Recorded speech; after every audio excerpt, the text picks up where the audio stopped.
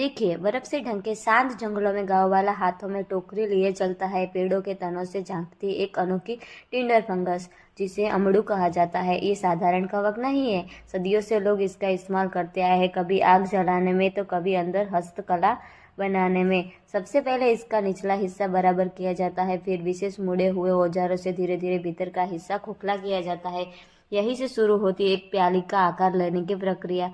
हर cut सावधानी से, हर स्पर्श नरमी से किया जाता है, क्योंकि ये कवक बेहद नाजुक होता है। आकार तैयार होने के बाद इस पर लगाई जाती है प्राकृतिक वार्निश, जो इसे जल रोधक और टिकाऊ बनाती है।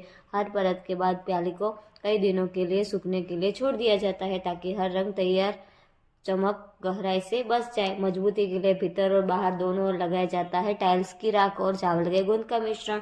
और सजावट में इस्तेमाल किया जाता है मोती का बारीक चूर्ण, जो सूखने के बाद हल्की सी प्राकृतिक चमक छोड़ता है। कई हफ्तों की मेहनत के बाद यह साधारण सा कवक बदल जाता है एक खूबसूरत हस्त निर्मित लाख की प्याली में। एक प्याली जो सिर्फ चाय पीने के लिए नहीं, बल्कि गांव के धैर्य, कारीगरी